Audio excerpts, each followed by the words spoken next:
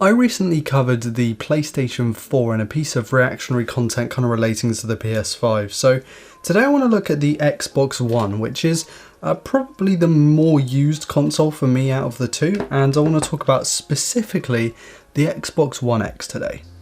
Now, for a bit of context, I've owned the Xbox One, the Xbox One S and the Xbox One X, and by far the X is the best console out of the bunch, but I probably spent most of my time with the original Xbox One. I was partial to a bit, probably a lot of FIFA and Call of Duty, and I spent a lot of my time playing FIFA in my latter bit of the secondary school years For me, I realised that my words are starting to slur a bit here. Anyway, I spent the latter part of secondary school playing FIFA on the Xbox One. That's what I was trying to say.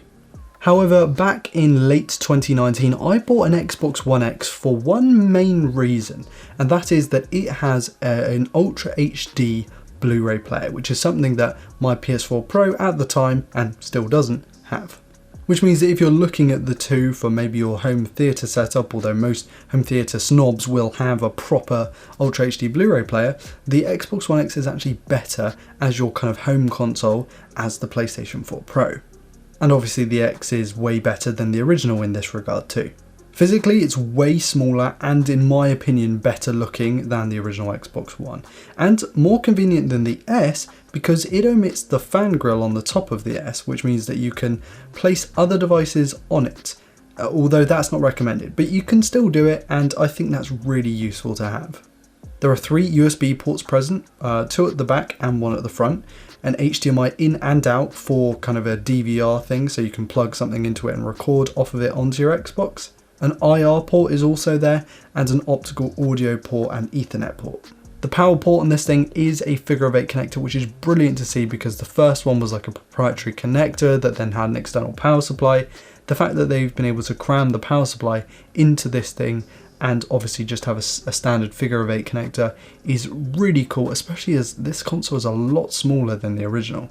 The controller is one of, if not my favourite controllers of all time. Now, I've played with tons of controllers. I probably spent well over 3,000 hours with the original Xbox 360 pad, but this I feel like is a stellar upgrade to that. Sure, it doesn't have rechargeable inbuilt batteries, it just has AA batteries that I've put in Duracell rechargeable ones, and it has a micro USB port instead of a USB-C port, but like the ergonomics are great for my hands. It's compatible with the PC. It works seamlessly with Windows 10 as long as you've got the right adapter or you plug it in via the USB port, and the sticks work well. The D-pad is crisp and in the right place. I'm actually more of a staggered fan with the analog sticks. I prefer this kind of setup to the 2 sticks at the bottom like the PlayStation, and no, I believe the Switch Pro controller has a setup like this as well. So yeah, I prefer it like this. I feel like the rumble in the triggers is really good. The shoulder buttons feel crisp. They're a little bit wobbly, but the actual actuation feels crisp. I think everything's in the right place. It's a little bit of a stretch to get to the Xbox logo. Back in the day, there was kind of a little cutout here and it was plastic. Kind of a shinier plastic here, but I think this feels really good, and I think it's one of the best parts of the console. I just absolutely love the way this thing feels in the hand. Exclusives, which is one of the console genre's probably most redeeming features, is kind of awkward with the Xbox One series because Microsoft a couple of years ago pretty much said we're going to release almost all of the Xbox One exclusives on Microsoft Windows 10, since the two are very heavily integrated these days, which means if you've got a gaming PC, you're probably more likely to pick up a PlayStation over an Xbox One, because most of those games are going to be able to be run on your PC anyway, and if you are the sort of gamer with a crazy expensive rig, you're going to be able to run them at higher frame rates and higher resolutions and higher detail settings. So that kind of makes things pretty difficult for the Xbone, that's what it used to be called. It makes things difficult for the Xbone to work. I'm personally a massive fan of the Forza franchise, so I like the Forza Motorsport and Forza Horizon, and those are available on Windows 10 as well. I can simply go and play those on there, which is kind of cool because you kind of then have 2 setups. If you own the games digitally on your Microsoft account, and your Microsoft account is used on both the console and the PC, it means that you could kind of interchange between the two with the same kind of cloud sync save and stuff. Which means that I can play Forza at my desk when I'm procrastinating work, but then when I actually want to relax properly, I can sit down on the sofa and play Forza on the TV, which is pretty awesome. However, I don't think that does all that much for the Xbox One's kind of buyer use case. The game library though is pretty good in total, if you don't have a PC this is. So I love Forza Motorsport and Horizon, like I've said. I of course played a lot of FIFA games back in the day, but those aren't exclusives. And I also picked up Need for Speed Heat a little while ago. Again, not an exclusive, but it's a game that I like on the next gen console. But then we move on to the user interface, and that's something that, man, the Xbox One X's or Xbox One's user interface is hard to get to grips with. It's very poorly laid out, it's sluggish, even on the X, which is the most powerful version of the Xbox One. It's it's unintuitive, all the things are in the wrong place. Honestly, it's one of the worst interfaces I think I've ever used on anything, so I don't really know where to go with this, because that's literally all I have to say. It's not great, it's not intuitive, unless you've used it for years and years and years, in which you can build up muscle memory and stuff. It's just, it's a pain, and if you need a good UI, you should either pick a PC or a PlayStation. Simple as that. The 1TB hard drive is nice to have because it is 1TB, it's double the storage of the standard version, which is brilliant. You can expand it over USB, which is also nice, because with the Xbox 360 it was a little awkward to do that, and the PlayStation the same, so having it on this console is really good as well.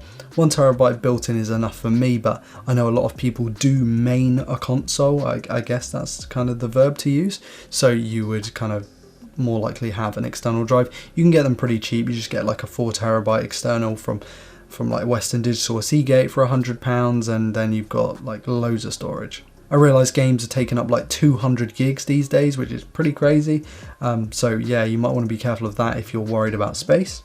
But because these internal drives are pretty slow, it means that downloading games, even on my 900 meg connection, I'm not downloading at my full speed, not because my connection is being slow, but because the drives just cannot write as quick as my internet can download.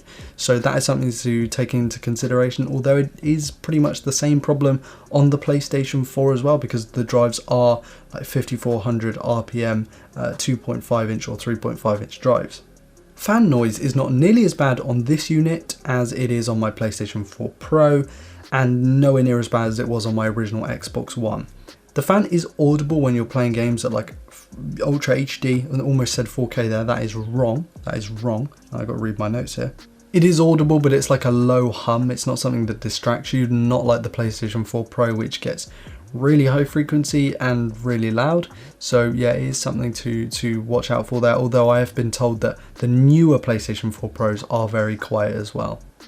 Now for around £300 on the used market, it's a bit of a difficult one, because obviously the new consoles are coming out which are going to have all of these features plus more, plus ray tracing, probably only going to cost about £100 more, which I say only, but for a lot of people this is their only kind of gaming device, and £400 for a gaming device with ray tracing is crazy, because a lot of graphics cards with ray tracing cost more than £400, so the fact the whole console it could be is really cool. Of course, we haven't got confirmed pricing yet, but it does make it difficult to justify. Now, some of you will be searching this video and maybe looking to actually buy one. Here's what I have to say on that. When it comes to a games console, I feel like the PlayStation 4 Pro is better. Not because it's more powerful, the Xbox One X actually has a fair bit of extra horsepower compared to the PS4 Pro, but the exclusives mean that it's more for, it's got a better use case. If you've got a PC, you should just go with the PlayStation 4. However, if you don't have a PC, I still feel like the PlayStation 4 is a better gaming device. I just feel like the controller is more suited to gaming, the fact that it's got rechargeable batteries built in, the fact that it outputs at a slightly higher resolution is better as well, and the new Last of Us PlayStation 4 Pro just looks really, really nice. Either way, I digress. As a home media center and games console, the Xbox One X is far better. It's got that DVR built in, which is really cool. It has an Ultra HD Blu-ray player with Dolby Atmos, which is something that the PlayStation 4 Pro does not have, and it is important when it comes to home cinema. So if you're into that, it's brilliant for that too. It takes up less space, it's smaller. The controller might not have the the, what do you call this thing, battery compartment, but I feel like it's more ergonomic and better for gaming overall. And I do feel like it's going to hold its value just that little bit more going into the future. Now, I could be completely wrong, but looking at things, it does seem like the Xbox One X is holding its value a little bit better compared to the brand new pricing. However, that's difficult to gauge with COVID and the fact that new consoles are coming out. Anyway, I realised a couple of things. One, my hair, the back of my hair, this is a home done haircut, and I'm hopefully getting a haircut soon. I think it looks really awful, to be honest, but there we are. And obviously the fact that I've been worn the same top for a couple of videos now, and it's kind of the same space. Sorry about that, I just kind of have to record these things in bulk. Thank you all so much for watching. Please do like, dislike, comment and subscribe if you're new around here to never miss a video like this one. Also check out all my links in the video description, including buy links to both consoles. They are like kickback links, so they give me a tiny bit of commission if you buy with them, which is really handy for me. I want to give a massive shout out to my patrons for being fantastically and continually supportive. So thank you so much for that, guys. You really do make my life easier. I've been Ryan Thomas, and I will see you later. Peace.